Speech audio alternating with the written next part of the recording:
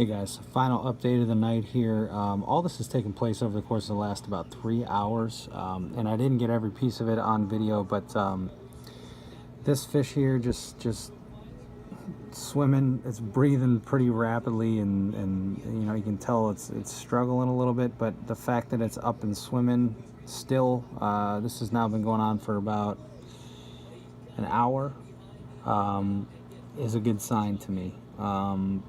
I've seen this before. I've had fishing quarantine before, whether it was from online or a store or whatever, and they just lay on their side, and when they decide to go out, they lay on their side and die, and they just sort of give up and die. And the rapid breathing is not a good thing. But like I mentioned in the last video, when you have a fish that is that afflicted with, you know, whether it be flukes or whatever else, this is just kind of inevitable. Right now, I feel like, as I said in the other video, I feel like the fish's gills are cleared, and it's trying to figure out what the hell's going on, because based on what I saw after that freshwater dip, I mean, this fish is infested. And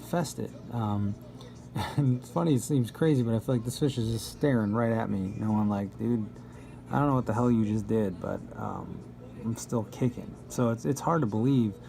And I don't know that I'm not going to wake up tomorrow morning and this fish is not going to be dead, you know, on the bottom of the aquarium. But after water change, running some carbon, running some poly, not having to worry about medications having a crazy impact on this fish, at least allowing it to settle out a little bit, I'm crossing my fingers that I don't wake up tomorrow morning and this fish is dead. It's still going at this point, and obviously, you know, I need to treat probably more aggressively for flukes, because it clearly, to me at this point, looks more like flukes. And I can see, and I mentioned in that other video, with the spot on the eye is gone. There was 2 distinct spots right on the eyeball that are gone, so I know there's flukes of some kind, because that's textbook flukes right there, especially in the eyes. So I need to figure out what I need to do moving forward, but I'm basically resetting this tank right now with that water change, running some carbon and poly.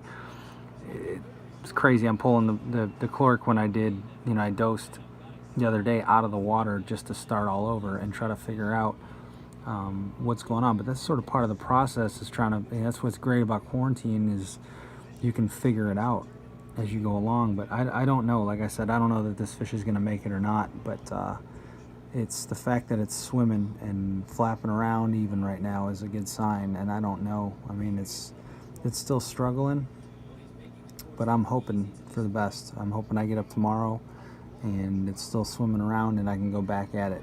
This is the challenge of this stuff, and this is also the, you know, the downside of, you know, a lot of local reef stores. This stuff is on these fish. Looks better already just from the freshwater dip.